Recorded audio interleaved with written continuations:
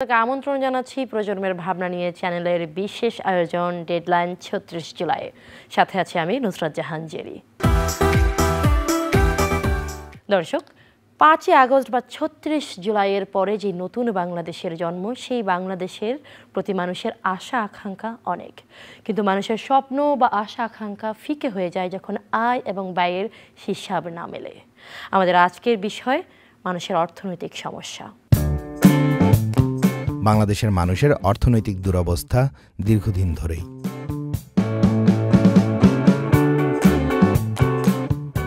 অনেকদিন ধরেই কমছিল দেশের রিজার্ভ। বাংলাদেশের ইতিহাসে ২০২১ সালে বাংলাদেশ ব্যাংকের রিজার্ভ ছিল সবচেয়ে বেশি। সে সময় রিজার্ভ $৪৮ বিলিয়ন ছাড়িয়ে যায়।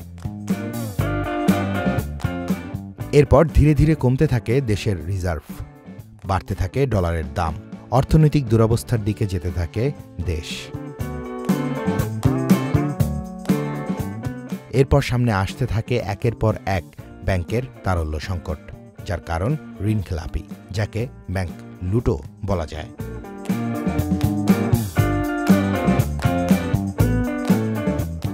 বিগত সরকার ব্যাংকগুলোর তারল্য সংকট দূর করতে ছাপাতে থাকে টাকা। সে সময়ে গ্রাহকদের ব্যাংক থেকে টাকা পেতে সমস্যা না হলেও বাড়তে থাকে মূল্যস্ফীতি, যার প্রভাব দেশের সাধারণ মানুষের জীবনযাপনে পড়ে। বিগত সরকারের সময়ে বৈদেশিক মুদ্রার রিজার্ভ কমার বিভিন্ন কারণ বলা হয়েছে, তবে সেসব কারণের সাথে ছিল অর্থ পাচারও। জ্বালানি তেলের দাম এক লাফে ৫০% বাড়ার সাথে সাথে দেশের মানুষের জীবনযাপনের খরচ বেড়ে যায় পাল্লা দিয়ে।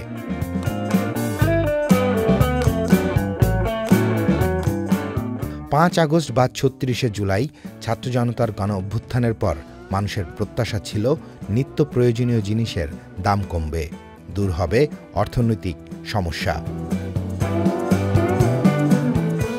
৫ আগস্টের পর ধীরে ধীরে শুরু হয় ব্যাংকিং কার্যক্রম, তবে মানুষ তার চাহিদা মতো টাকা তুলতে পারেনি।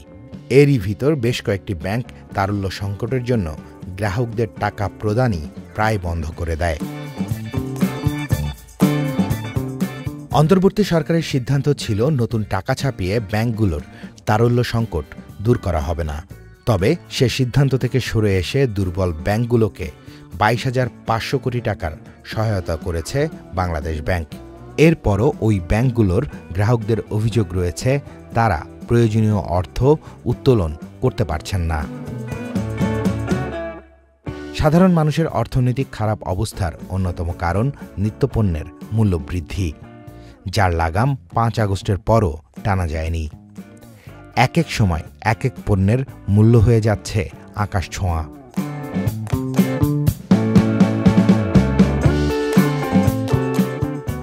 এরই মধ্যে আলোচিত হয়েছে কাঁচামরিচ এবং ডিমের মূল্যবৃদ্ধি। বিভিন্ন পণ্যের সাথে বহুবার আলোচনায় আসা ভোজ্য তেল আবারও আলোচনায় আসে ডিসেম্বরে। দ্রব্যমূল্যের ঊর্ধ্বগতির কারণ হিসেবে সিন্ডিকেটকেই দায়ী করা হয়েছে সবচেয়ে বেশি। আর ব্যাংকে গচ্ছিত টাকার নিরাপত্তা সরকার দেবে বলেও গ্রাহকদের আশ্বস্ত করা হয়েছে। তবে সাধারণ মানুষ চান তাদের সংকটের সমাধান। দর্শক, ডেডলাইন ৩৬ জুলাই স্টুডিওতে এই মুহূর্তে অবস্থান করছেন ওয়াহিদুজ্জামান এবং সাইদ আফ্রিদি। কেমন আছেন আপনারা? আলহামদুলিল্লাহ। দেশের মানুষ আসলে একটা সময় ঐক্যবদ্ধ হয়েছিল বিধায় বৈষম্য বিরোধী ছাত্র আন্দোলন শুরু হয়েছে এবং পরবর্তীতে গণ অভ্যুত্থানের রূপ নেয় এবং তারপরে সরকার পরিবর্তন হয়। সেই সরকার পরিবর্তনের পরে এই মুহূর্তে যদি আমরা দ্রব্যমূল্য নিয়ে কথা বলি, দ্রব্যমূল্যের ঊর্ধ্বগতিতে আসলে লাগাম কেন ঠিকঠাক মতো টানা যাচ্ছে না? দ্রব্যমূল্যের ক্ষেত্রে একটা কমপ্লেক্স বিষয় আমাদের দেশে কাজ করে, সেটা হচ্ছে আমাদের কৃষক যে জিনিসটা উৎপাদন করে বা আমাদের খামারিরা যে জিনিসটা উৎপাদন করে সেটা কিন্তু তারা সরাসরি আমরা যারা ক্রেতা আছি আমাদের কাছে বিক্রয় করে না। এখানে মধ্যস্বত্বভোগীদের একটা স্টেক থাকে। প্রথমে তারা পাইকারি হিসাবে আমাদের কৃষকদের কাছ থেকে, খামারিদের কাছ থেকে নেয়, দেন ওটা খুচরা বাজারে আসে, তারপরে আমরা পাই। এই মাঝখানের প্রক্রিয়াটার মধ্যে তারা আসলে একটা সিন্ডিকেট, এটা বহুদিন যাবৎ তারা এটা গড়ে তুলেছে এবং সেই সিন্ডিকেটটা আসলে ৪ মাসের মধ্যে ভাঙাটা বা ভাঙার আশা করাটা এটা কিছুটা অবাস্তব বলে আমি মনে করি। তবে বিষয়টা হচ্ছে আগ্রহ এবং চেষ্টা আছে কিনা। আমরা যদি দেখি আমাদের ভোক্তা অধিকারের নিয়মিত টহল চলছে এবং আমাদের ছাত্র প্রতিনিধিদের সমন্বয় করে বাজার সিন্ডিকেট মনিটর করার জন্য কিন্তু সরকার টিম করে দিয়েছেন প্রত্যেকটা জেলায়। এবং আমরা বৈষম্য বিরোধী ছাত্র আন্দোলনের পক্ষ থেকেও কিন্তু আপনার বিনা লাভের দোকান এটা আমরা শুরু করেছি। বাংলাদেশের বেশ কয়েকটা জেলা এবং উপজেলা আমরা এটা চালাচ্ছি জনগণকে কিছুটা স্বস্তি দেওয়ার জন্য। কিন্তু সিন্ডিকেটের যে বিষয়টা, এখানে আসলে দেখা গেছে অনেক প্রভাবশালী ব্যক্তিবর্গও রয়েছে, বা এখানে এমন অনেক ব্যক্তি এরকমও রয়েছে যারা সাবেক সরকারের সরাসরি পৃষ্ঠপোষকতাকারী এবং দোসর। তারা কিন্তু আসলে ওই দ্রব্যমূল্যের বাজারটাকে আরও বেশি সিন্ডিকেট করে ঘোরাটা একটা পরিস্থিতির মধ্যে তারা চাচ্ছে যে পরিস্থিতিটাকে, দেশটাকে আরও অস্থিতিশীল করে তুলতে। তারা কিন্তু এখন ওই ফ্যাসিস্ট সরকারের পারপাসটাকে সার্ভ করতেছে। সো এখানে তাদেরকে ব্রেক করার জন্য আমাদের মনে হয় যে সরকারের উচিত দুদককে সক্রিয় করা এবং এই ধরনের যারা সিন্ডিকেট এবং আপনার আড়ত মজুদের সঙ্গে যুক্ত আছে এদের বিরুদ্ধে কঠোর পদক্ষেপ নেয়, এদেরকে গ্রেফতার করা এবং এই সিন্ডিকেটগুলোকে ভাঙা। সেটা আসলে খুবই সহজ হবে আমরা তা বলছি না, কারণ এখানে অনেক বড় বড় আপনার মনোপলি এস্টাবলিশ হয়ে গেছে আমাদের বাজারে। বাট এটাকে আসলে সরকার যদি উদ্যোগ গ্রহণ করে, আমরা মনে করি কিছুদিনের মধ্যে এটা নিয়ন্ত্রণে চলে আসবে। আপনার কি মনে হয়? আমার কাছে বিষয়টা মনে হয় যে এটা হচ্ছে একটাই সমস্যা, সেটা হচ্ছে সিন্ডিকেট। এই সিন্ডিকেটটা এত গভীরে চলে গেছে যে একদিনে 2 দিনে বা এত শর্ট টাইমে এটা কখনোই সম্ভব না যে সিন্ডিকেটটা ভাঙা।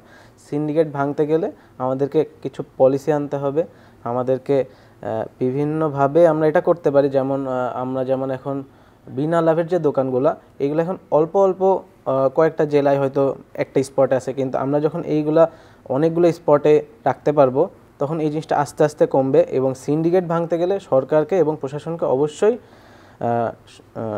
শক্তিশালী কোনো স্টেপ নিতে হবে, তখনই এই সিন্ডিকেটগুলো ভাঙা সম্ভব, তবে টাইম লাগবে। কি ধরনের শক্তিশালী স্টেপ নেওয়া যেতে পারে বলে মনে করছেন? ধরেন যখন আমরা যেমন বৈষম্য বিরোধী ছাত্র আন্দোলন যখন আন্দোলন করছি তখন সবাই যেমন একতাবদ্ধ, তো সিন্ডিকেট যারা পরিচালনা করে তারাও একতাবদ্ধ। তো আমরা যখন তাদের বিরুদ্ধে যাব, আমরা বাজারে দাঁড়াইতে পারবো না কখনোই, তখন তারা একত্রিত হবে, আমাদের বিরুদ্ধে চলে যাবে। আসলে তাদের পক্ষে ফাইট দেওয়াটা আমাদের পক্ষে পসিবল হয় না একার পক্ষে। তো প্রশাসন যদি এগুলো তদারকি করে, প্রশাসন যদি রাষ্ট্রীয়ভাবে যদি এই যে বাজার আমরা যে এটা নিয়ে আসছি যে বিনা লাভের দোকান, এখানে কোনো লাভ নেই, তো এই জিনিসগুলো যদি বাড়ানো যায় তখন এই সিন্ডিকেটটা বেশি দিন ওয়ার্ক করতে পারবে না।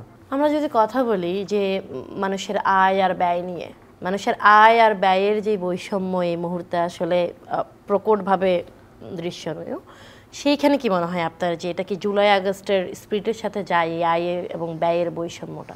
না, আয় ব্যয়ের বৈষম্য তো আসলে আয় ব্যয়ের বৈষম্য শুধু না, কোনো ধরনের বৈষম্যই জুলাইয়ের স্পিরিটের সঙ্গে যায় না। কিন্তু বিষয়টা হচ্ছে বাংলাদেশে গত 15 বছরে বা 16-17 বছরে গরিব আরও বেশি গরিব হয়েছে এবং ধনীরা আরও বেশি ধনী হয়েছে।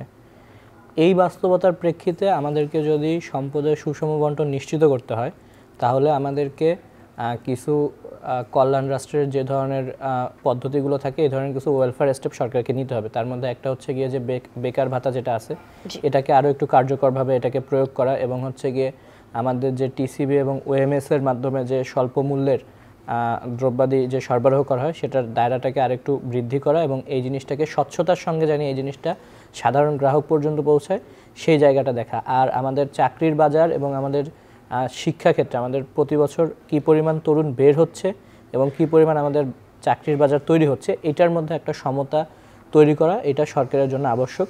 যদি সরকার আমাদের যেই পরিমাণ শিক্ষিত তরুণ জনগোষ্ঠী প্রতি বছর চাকরির বাজারে আসতেছে তাদের জন্য দেশে অথবা দেশের বাইরে তাদের চাকরির মার্কেট প্লেসমেন্টটা যদি করে দিতে পারে, সেক্ষেত্রে আমার মনে হয় যে এই বৈষম্যটা, আয় ব্যয়ের যে বৈষম্যটা, এটা কিছুটা কমিয়ে আনা সম্ভব হবে। আর আমাদের মূল্যস্ফীতি নিয়ন্ত্রণের মতন যে জটিল বিষয়গুলো আছে সেগুলো তো এখানে ফ্যাক্টর হিসেবে কাজ করছেই। তার পাশাপাশি বিশ্ব অর্থনীতির যে খারাপ অবস্থা এটাকেও কিন্তু আমরা এড়িয়ে যেতে পারবো না, এবং এখনও যে উত্তেজনা কাজ করছে ইসরায়েলের সাথে ইরানের হোক অথবা উত্তর কোরিয়ার সঙ্গে আমেরিকার, এবং এখন ট্রাম্প আসার পরে নতুন কী ধরনের পরিস্থিতি হয়, রাশিয়া ইউক্রেন যুদ্ধ চলমান আছে, এই ধরনের পরিস্থিতিতে বিশ্ববাজারের একটা প্রভাব যে আমাদের দেশের উপর পড়বে এটা খুবই স্বাভাবিক। তবে সরকারকে আসলে ওয়েলফেয়ার চিন্তাভাবনাগুলো এখন শুরু করা লাগবে এবং সেই চিন্তাভাবনাগুলোকে গ্রাউন্ড লেভেলে ইমপ্লিমেন্ট করতে হবে, তাহলেই এই বৈষম্যটাকে তারা কমিয়ে আনতে পারবে, বা পুরোপুরি অথবা কমিয়ে আনা সম্ভব হবে না কিন্তু একটা নিয়ন্ত্রিত মাত্রার মধ্যে তারা নিয়ে আসতে পারবে। আপনার কি মনে হয় সাইদাফ? আমাদের সরকার এই যে আয় ব্যয়ের যে বৈষম্যটা তৈরি হয়, যে সরকার সবসময় হয়তো চাই যে তার যে গরিব যে পেশাজীবী এই পেশার যারা আছে তাদেরকে যতটুকু পারা যায় সহযোগিতা করা সরকারের পক্ষ থেকে, তারা বিভিন্ন রকম স্টেপ নেয়। বাট আমাদের ক্ষেত্রে দেখা যায় যে গত যে 16 বছরের সিস্টেমের মধ্যে দেখা গেছে যে স্বজন প্রীতির যে বিষয়টা, যে টিসিবির কার্ড বা এগুলো হয়েছে যে তার স্থানীয় যে নেতারা আছে তারা তাদের কাছের মানুষদেরকে দিছে, এক ফ্যামিলিতে হয়তো 10 জন 12 জন করে নিছে। এইভাবে করে স্বজন প্রীতির মাধ্যমে যে ট্রান্সপারেন্সি কোনো ছিল না। এখানে যার আপনি কোনো নেতার কাছের লোক, আপনি আপনার ফ্যামিলির জন্য 10টা 12টা করে কার্ড নিছেন, অথচ এমনও মানুষ আছে যে একটা কার্ডও পায় নাই, আপনি তারটা দেখলেন না। তো এইভাবে করে যে ট্রান্সপারেন্সি সিস্টেমটা যখন আনা যাবে, যে সবাই পাচ্ছে কিনা এটা যখন দেখা যাবে, অ্যাকাউন্টেবিলিটি তৈরি হবে, তখন এই জিনিসটা আস্তে আস্তে কমানো সম্ভব হবে বলে আমার মনে হয়। আমরা চাকরির বাজার নিয়ে কথা বলছিলাম, যেটা মানে চাকরি এবং হলো যে বেকার ভাতা নিয়ে কথা বলছিলেন আপনি। বেকার ভাতার যখন কথা আসে তখন অটোমেটিক হলো যে এমপ্লয়মেন্ট মানে হলো যে চাকরির কথা চলে আসে। এই যে কোটা বিরোধী আন্দোলন, বৈষম্য বিরোধী আন্দোলন কিন্তু কোটা বিরোধী আন্দোলন দিয়ে শুরু হয়েছিল, রাইট? সেই কোটা বিরোধী আন্দোলনের এখন বর্তমানে যে নেতৃস্থানীয় লোক আছে, নেতা যারা আছেন, ধরেন রাজনীতিতে যাবে গুটি কয়েক মানুষ, হাতে গোনা কিছু মানুষ, কারণ যে ছাত্র সমাজ বা শিক্ষার্থীরা আসলে দলবদ্ধ হয়ে এরা কি বলে আন্দোলনে হলো যে আপনার অংশগ্রহণ করেছেন, তারা সবাই কিন্তু নেতা হবেন না, তারা সবাই কিন্তু রাজনীতি করবেন না, কিন্তু দিন শেষে কর্মক্ষেত্রে সবাই পার্টিসিপেট করার ট্রাই করবেন। কিন্তু আমরা যদি এখনকার হলো যে এমপ্লয়মেন্ট রেশিও দেখি, আপনার কি মনে হয় আসলে ওয়াহিদুজ্জামান, যে এই মুহূর্তে কি আমাদের ছাত্ররা কিছুদিন পরে গিয়ে বা এই মুহূর্তের এমপ্লয়মেন্ট রেশিওতে হ্যাপি বা হ্যাপি থাকবে? অবশ্যই না। আমাদের যে পরিমাণ প্রত্যেক বছর তরুণ শিক্ষার্থীরা জব মার্কেটে আসতেছে, সেই পরিমাণ তো আমাদের চাকরির ক্ষেত্র তৈরি হচ্ছে না। এবং শুধু সরকারি চাকরির তো একটা সীমিত মাত্রা আছে, একদম। বেসরকারি ক্ষেত্রে আমাদের যে চাকরির বাজারটাকে বর্ধিতকরণ, এই জায়গাটায় সরকারের যতখানি কাজ করার কথা ছিল গত 15 বছরে বিগত সরকার তার কিছুই করেনি। এই সরকারকে ওইদিকে মনোযোগ দিতে হবে যে আমাদের প্রাইভেট কোম্পানিগুলোতে কিভাবে করে আরও বেশি এঙ্গেজমেন্ট এবং জব মার্কেট বাড়ানো যায়। তার পাশাপাশি আমরা আসলে বিদেশের জনশক্তি রপ্তানি করি মূলত শ্রমিক হিসাবে। শিক্ষিত জনগোষ্ঠী আমাদের যারা আছে তাদের জন্য বিদেশের জব মার্কেটে কীভাবে সুবিধা ক্রিয়েট করা যায় এটাও সরকারকে দেখতে হবে এবং সেই জিনিসটা বাড়াতে হবে। আসিফ ভাই প্রমিস করেছেন যে উনি প্রায় 86,000-এর মতন নিয়োগের একটা ব্যবস্থা করবেন এবং 18,000-এর মতন মনে হয় নিয়োগ বিজ্ঞপ্তি এই বছরই প্রকাশিত হবে, আর যে কদিন বাকি আছে। তো আমরা মনে করি যে এই সমস্ত পদক্ষেপও সরকারের একটা ভালো পদক্ষেপ, কিন্তু এর পাশাপাশি যদি সরকার প্রাইভেট সেক্টরের জবগুলোকে ওইরকম সুলভ না করতে পারে, তাহলে আসলে ওই যে ঘাটতিটা আছে বাজারে, চাকরির যে ঘাটতিটা আছে, এটা আসলে পূরণ করা সম্ভব হবে না।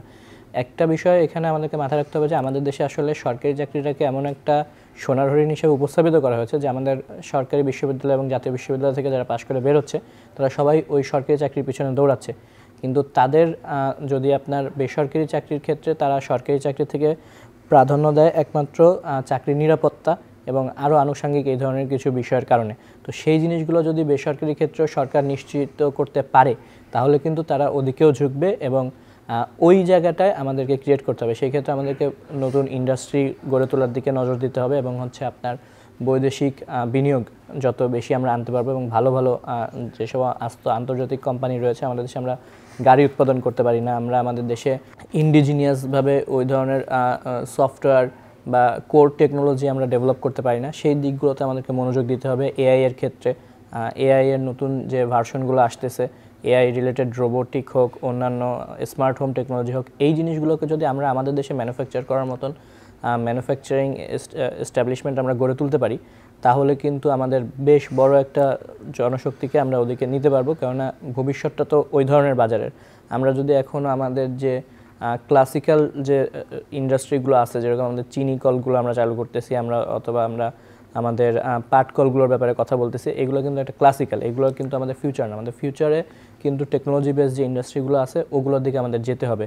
টেসলার মতন ইন্ডাস্ট্রি আমাদের দেশে হোক, এটা আমরা চাই, অথবা তারাই আসুক, এই ধরনের দিকে সরকারকে এগোতে হবে। সরকারি চাকরিকে আসলে সোনার হরিণ কেন বলা হয় বা কেন মানুষ হলো যত প্রলুব্ধ হয়ে যায় সরকারি চাকরি? ওই যে আমি বললাম, আপনার হচ্ছে দিন শেষে আপনি এখানে 9টা থেকে 5টা চাকরি করতেছেন, বেসরকারিতেও 9টা থেকে 5টা চাকরি করতেছেন, কিন্তু এখানে আপনি চাকরির 9টা থেকে 5টা অফিসে থাকলেন, আপনি বাইরে গেলেন, আপনি আমাদের রেজিস্টার বিল্ডিংয়ের যে বিখ্যাত উক্তি লাঞ্চের পরে আসেন বললেন আপনার গ্রাহককে, ইট ডাজেন্ট ম্যাটার, আপনার চাকরি থাকবে, আপনি মাস শেষে বেতন পাবেন। কিন্তু বেসরকারিতে তো আপনার সেই চাকরির নিশ্চয়তা নাই। আপনি করোনার মধ্যে দেখেন আমার মা সরকারি চাকরিজীবী ছিলেন, তিনি তো অফিস করেননি কিন্তু প্রতি মাসে বেতন পেয়েছেন, কিন্তু আমার মামা যিনি বেসরকারি চাকরিতে ছিলেন তাকে তো আসলে তার চাকরি থেকে ছাঁটাই করা হয়েছে। এই জিনিসগুলো তো বাস্তবতা আমরা করোনার সময় আরও বেশি করে দেখেছি, এবং তারপরে এই জিনিসটা আরও ছাত্রদের মধ্যে এটা প্রবলভাবে বসেছে যে আমার আসলে চাকরির নিশ্চয়তা যদি চাই তাহলে আমাকে সরকারি চাকরির দিকে যেতে হবে, সিকিউরিটি পারপাসের জন্য আপনার মনে হয় যে। তারপরে দুর্নীতির বিষয়টা তো আসলে কিছুটা রয়েছে, এটাকে আমরা অস্বীকার করতে পারি না। এবার আপনার কাছে একটু জানতে চাইবো সাইদ আফ্রিদি, আনএমপ্লয়মেন্ট রেশিও নিয়ে এবং একই সাথে হলো যে যেটা উনি বলেছেন সেটা নিয়ে। সরকারি চাকরিকে কেন সোনার হরিণ বলা হয়, এটার কারণ হচ্ছে যে এটার কারণ সবাই আমরা বুঝতে পারবো যদি আমরা করোনার দিকে ফিরে যাই, তখনই আমরা বুঝতে পারবো যে ওই দৃশ্য দেখলেই বুঝতে পারবো যে আসলে সরকারি চাকরিকে কেন সোনার হরিণ বলা হয়। আর সরকারি চাকরি কেনই বা সোনার হরিণ বলা হবে না, যে একটা সরকারি চাকরিতে আপনার সিকিউরিটি আছে, আপনার বেতন আছে, আপনি অফিসে গেলেন না গেলেন, দ্যাট ডাজেন্ট ম্যাটার। আমরা তো যারা ঢাকা বিশ্ববিদ্যালয় সহ বিভিন্ন যারা বিশ্ববিদ্যালয়ে পড়ি, সরকারি এই রিলেটেড দেখি, তো বা বিভিন্ন সরকারি অধিদপ্তরে দেখি তাদের যে একটা গা ছাড়া ভাব, তো এই রিল্যাক্সটা তো আপনি প্রাইভেট সেক্টরে বা বেসরকারি চাকরিতে পাবেন না। আপনি প্রশ্ন করার জায়গা আছে, কিন্তু আপনি একটা সরকারি অফিসে যান, আপনি একটার থেকে দুইটা কোয়েশ্চেন করেন, সে আপনাকে অ্যান্সার দিবে না, তার মধ্যে সেই গা ছাড়া ভাব আছে। এখানে একটা যতটুকু স্বাধীনতা দরকার তার থেকেও বেশি স্বাধীনতা এখানে তারা পায়, লাক্সারিয়াস লাইফ পায়, তারা গাড়ি পায়, তারা যে কোনো রকমের সুযোগ সুবিধা পায়। এখানে একটা যে প্রভাবের যে একটা প্রভাব বিস্তার করতে পারে একটা বিসিএস ক্যাডার, সে আর একটা ধরেন একজন কুয়েটের থেকে টেক্সটাইল ইঞ্জিনিয়ার থেকে বের হয়ে আসলো, তারও চিন্তা যে সে বিসিএস ক্যাডার হবে। এটার কারণই হচ্ছে একটা যে সে পুলিশ ক্যাডারে যাবে, সে একটা এডিশনাল এসপি হবে, তার মধ্যে যে পাওয়ার এক্সারসাইজ করার যে একটা চিন্তা ভাবনা সেটা সে ওখানে যে ইমপ্লিমেন্ট করতে পারবে। এই জন্য সবাই সরকারি চাকরির দিকে ঝুঁকে। আর এই করোনাটা মূলত সবাইকে এক্সাম্পল হিসেবে দেখাই দিয়েছে যে আসলে সরকারি চাকরি কেন সোনার হরিণ। আচ্ছা, এবং হলো যে আমি জানতে চাইবো এই যে আপনি একটু হলো যে ইনোভেশন নিয়ে কথা হচ্ছিল আমাদের, আপনি হলেন যে টেকনোলজি নিয়ে কথা বলছিলেন, কীভাবে হলো যে সবাইকে উদ্বুদ্ধ করা যায় এবং সরকারের কীভাবে আসলে লং টার্ম প্ল্যানের কথা চিন্তা করা উচিত। কিন্তু সরকার তখনই কোনো কিছু প্ল্যান করবে যখন আসলে আমাদের তরুণরা আসলে আগ্রহী হবে, রাইট? একটা প্রতিটা দেশে আমরা কি দেখি, যে কোনো দেশে আপনি যখন দেখবেন যে ইনোভেশনের কথা হচ্ছে, টেকনোলজিক্যাল নতুন নতুন আবিষ্কারের কথা হচ্ছে, তার সেই সব কিন্তু বেশিরভাগই আসছে হলো যে তরুণদের কাছ থেকে। এই যে রোবোটিক্সের কথা বললেন আপনি, প্রতিটা আমরা যদি আমাদের পার্শ্ববর্তী দেশগুলোও দেখি, সেইখানেও যে প্রচুর পরিমাণে আগ্রহ যেমন আছে, ইনভেস্টমেন্টও কিন্তু তেমন আছে। তো আমাদের দেশে আসলে এই ধরনের আগ্রহটা না থাকার কারণ কি বলে মনে হয় আপনার? আমি যদি খুব ভুল না করি, আমাদের 85 to 90% পপুলেশন তারা হয় আমাদের ব্যাকওয়ার্ড ক্লাস থেকে আসতেছে, না হলে আমাদের মিডল ক্লাস ফ্যামিলি থেকে আসতেছে। দুই ফ্যামিলিতেই তাদের চিন্তা ভাবনা হচ্ছে আমার পরিবারের ভরণ পোষণের দায়িত্ব আমাকে নিতে হবে, আমার ফ্যামিলি চালাতে হবে। সো আমার কাছে ওই সময় নেই যে আমি রিসার্চে আমার সময় ব্যয় করবো অথবা এই করবো, আমার হচ্ছে পড়াশোনা শেষ করতে করতে আমার একটা সিকিউর একটা জব আমার লাগবে, এই ইন্টেনশনটা তাদের মধ্যে থাকে। আর একটা জিনিস গত 15 বছর ধরে শেখ হাসিনা সরকার খুব সুন্দরভাবে করেছে, সেটা হচ্ছে সরকারি চাকরির সুযোগ সুবিধা বৃদ্ধি, বেতন বৃদ্ধি এবং একটা তাদেরকে সকল ধরনের ইন্ডেমনিটি দিয়ে ওই চাকরিটাকে এমন একটা আকাঙ্ক্ষিত বস্তু বিশেষকে করে তুলছে যে এই জায়গাটায় ঢুকলে তোমার জীবন সফল। এবং এটা করার পিছনে কারণ কি ছিল যে, এবং এই জায়গায় যদি তুমি আসতে চাও তাহলে তোমাকে হচ্ছে কি সরকারকে প্রশ্ন করা যাবে না, সরকার বিরোধী কোনো ধরনের কাজের সাথে লিপ্ত থাকা যাবে না। এই জায়গায় আসতে গেলে তোমাকে হচ্ছে পুরো সরকারের অনুশাসনের মধ্যে থাকতে হবে, ছাত্রলীগ করতে হবে অথবা সরকার সমমানে থাকতে হবে। এবং এই ভয়টার কারণে কিন্তু অনেক দিন পর্যন্ত আপনারা দেখবেন তরুণ প্রজন্ম কিন্তু আসলে কোনো কিছু বলার আগে দুবার চিন্তা করেছে। ইভেন আমাদের এই আন্দোলনেও কিন্তু যারা আমরা রানিং স্টুডেন্ট ছিলাম আমরা তো এসেছি, কিন্তু যারা অলরেডি পড়াশোনা করছিল, জব প্রিপারেশন নিচ্ছিল, তারা কিন্তু বলছে যে না, আমি যদি যাই তাহলে হচ্ছে আমি ভেরিফিকেশন আটকে যাবো, আমার চাকরি হবে না, সো আমি যাব না। সো এই যে একটা ভীতির সংস্কৃতি, এই চাকরিটাকে দেখানো হয়েছে যে এটা একটা সোনার হরিণ, এটা তোমাকে পাইতেই হবে এবং এটা পেতে গেলে সরকারকে প্রশ্ন করা লাগবে না। এই জিনিস দিয়ে তারা 15 বছর পর্যন্ত তাদের রাজত্ব কায়েম করে রাখছে এবং এই জিনিসটাকে এখন এই সরকার হয়তো ব্রেক করেছে। এখন আপনি স্বাধীন যে কোনো ধরনের চিন্তা করতে। পাশাপাশি এই সরকারকে আরেকটা কাজ করতে হবে, সেটা হচ্ছে আমাদের বিশ্ববিদ্যালয়গুলোতে গবেষণা খাতে বরাদ্দ বৃদ্ধি করতে হবে এবং গবেষণার ক্ষেত্রেও ওই সমপরিমাণ প্রণোদনা এবং সুযোগ সুবিধা দিতে হবে যাতে করে ছাত্ররা বুঝতে পারে যে আমার বিসিএসের চাকরি থেকে গবেষণা যদি যাই তাহলে হচ্ছে গিয়ে যে আমার লাভ বেশি। ধরেন যেই ছেলেটা চাচ্ছে, যার মধ্যে সম্ভাবনা আছে যে সে নতুন কিছু করতে পারে ইনোভেশনের ক্ষেত্রে গেলে, টেকনোলজির ক্ষেত্রে গেলে, রিসার্চের ক্ষেত্রে গেলে, তাকে যদি আপনি ওই নিশ্চয়তাটা দেন যে হ্যাঁ তুমি গবেষণা করো, তুমি রিসার্চ করো, তোমার পরিবারের দায়িত্ব রাষ্ট্রের অথবা সরকারের, তোমার পরিবার চালানোর জন্য বা তোমার নিজে চলার জন্য যে ধরনের ভরণ পোষণের প্রয়োজন পড়ে সেটা রাষ্ট্র তোমাকে বহন করবে, তুমি নিশ্চিন্তভাবে তোমার গবেষণার কাজে সময় ব্যয় করো, তাহলে আপনি দেখেন যে তারা আপনাদেরকে কী ধরনের সুফল রাষ্ট্রকে বয়ে নিতে পারে। আমার বিশ্বাস যে তারা পারবে। আমাদের বুয়েট আছে, কুয়েট আছে, রুয়েট আছে, চুয়েট আছে, ওখানে এই ধরনের সুযোগ সুবিধাগুলো যদি আমরা দিই, বর্তমানে কিন্তু আমাদের আছে প্রাইভেট ইউনিভার্সিটিগুলোতে আপনারা দেখেন সেখানে কিন্তু গবেষণার জন্য ব্যাপক সুযোগ সুবিধা দেওয়া হচ্ছে এবং এই কারণে অনেক ভালো ভালো স্টুডেন্টরা, যাদের অনেকের হয়তো বা চিন্তা ছিল যে তারা সরকারি বিশ্ববিদ্যালয়ের শিক্ষক হবেন, তারা আমি দেখেছি যে এখন আমার অনেক বড় ভাইরা তারা বেসরকারি বিশ্ববিদ্যালয়ের শিক্ষক হতে আগ্রহী হচ্ছেন, কেননা ওখানে তারা ওই ধরনের ভালো একটা স্যালারিও পাচ্ছেন এবং গবেষণার প্রয়োজনীয় উপাদান এবং সময় দুটোই পাচ্ছে। আর এখানে যদি আমাদের শিক্ষকরা আসে তাদেরকে বেশিরভাগ সময় চলে যায় রাজনীতি করতে করতে এবং চাটুকারি করতে করতে। তো যারা কিছুটা শক্ত মেরুদণ্ডের আছে এবং সক্ষমতা রয়েছে তারা কিন্তু ওদিকে যাচ্ছে। সরকার যদি এদিকেও সেই ধরনের সুযোগ সুবিধা তৈরি করে দিতে পারে তাহলে আমাদের ওই জিনিসগুলো দাঁড়াবে। কিন্তু এর বাইরে গিয়ে আমাদের হলো যে সেলফ এমপ্লয়মেন্ট বা আমরা যেটাকে হলো ব্যবসা বলি, উদ্যোক্তা হিসেবে বা হলো যে আমাদেরকে ওই প্রবণতা আসলে কমে গেছে এই সিকিউরিটির পিছনে মানে দৌড়াতে দৌড়াতে। হ্যাঁ, এটা তো অবশ্যই কমে গেছে, কারণ সেলফ যেটা আপনি বললেন যে আত্মনির্ভরশীল বা এন্টারপ্রেনার, এটা হওয়ার জন্য বাংলাদেশে সেই সুবিধাটা তো পাওয়া যায় না। আমি যদি বলি যে আমি কোনো একটা স্বপ্ন দেখব বা কোনো চিন্তা করব, এটা করার জন্য প্রথমে আমাকে দেখতে হবে যে আমার ফ্যামিলির দিকে, আমার ফ্যামিলি থেকে একটা সাপোর্ট আসবে, তাদের পজিটিভিটির উপর থেকে আমি আমার চিন্তাভাবনা বাইরে স্প্রেড করব, অন্য কারোর সাথে শেয়ার করব। কিন্তু দেখা যায় যে আমরা প্রথমে আমাদের ফ্যামিলির থেকে পাই যে একটা চাকরি করতে হবে, প্রথমেই তারা বুঝিয়ে দেয় যে না তোমাকে চাকরিই করতে হবে। যখনই সে প্রথম ধাপেই যখন সে নেগেটিভিটি সামনে ফেস হয় তখন সে আর কি সামনে আগাইতে পারে না। আচ্ছা, এই যে আমরা তখন ধরে আলোচনা করলাম যে আসলে সরকার আসলে কি করতে পারে এবং যারা সংশ্লিষ্ট ব্যক্তিবর্গ আছে তারা কি করতে পারে যাতে হলো যে জনগণের জীবন আসলে আর একটু সহজ হতে পারে। কিন্তু আজ যে নাগরিক, আমরা যারা নাগরিক আছি বা ধরুন আপনাদের তরফ থেকে আসলে কি করা যেতে পারে এটাকে হলো যে আর একটু ঠিক করার জন্য? আমাদের তরফ থেকে সবথেকে বড় কাজ যেটা আমাদেরকে এখন করতে হবে, আমাদেরকে প্রতিটা পদে পদে প্রশ্ন করতে হবে। আমাদেরকে সরকারের যেখানে অসঙ্গতি লাগবে সেখানে সরকারকে এটা বলতে হবে যে এখানে এই অসঙ্গতি আছে এবং আপনারা ঠিক করেন। আমি এই কথা বলছি না আমার রাস্তায় নেমে আন্দোলন করতে হবে তাই বলে সব বিষয় নিয়ে, তবে আমাদেরকে যথাযথ জায়গায় যেহেতু এখন আমরা বলতে পারছি সেটা আমাদের ওই জিনিসগুলো বলতে হবে, তুলে ধরতে হবে এবং যেটা আমরা নিজেরা করতে পারবো সেটা আমাদের করে দেখাতে হবে। যদি আমাদের রাস্তার পাশে কোনো ড্রেনে আবর্জনা থাকে, যদি কোনো খালে আবর্জনা থাকে, যদি এরকম হয় যে কেউ হচ্ছে গিয়ে যে তার বাড়ি নির্মাণ করবে, সে তার বাড়ি নির্মাণের যে ইট আছে, রড আছে, এগুলো রাস্তার উপরে রাখছে, তো ওই এলাকার বাকিরা মিলে যদি ঐক্যবদ্ধভাবে তাকে বলে যে আপনি এই জিনিসগুলো আপনার যে বাসার আছে, সীমানা আছে, সেটার ভিতরে রাখেন, আপনি আমাদের যে এখানে গাছ লাগানোর যে জায়গাটা আছে এটাকে আপনি এভাবে নষ্ট করতে পারেন না, আপনি এটা ছেড়ে দেন, এখানে আমরা গাছ লাগাবো। আমাদের যে ড্রেনগুলো আছে আমরা যদি সিটি কর্পোরেশন পরিষ্কার না করে আমরা যদি স্ব-উদ্যোগে নিজেরা শুরু করি সেটাও কিন্তু আমরা করতে পারি, তাহলে এটা বরং আরও চোখে লাগবে এবং নিজেদের লজ্জার জায়গা থেকে হলেও কিন্তু প্রশাসন তখন ওই জায়গায় উদ্যোগ নিতে বাধ্য হবে।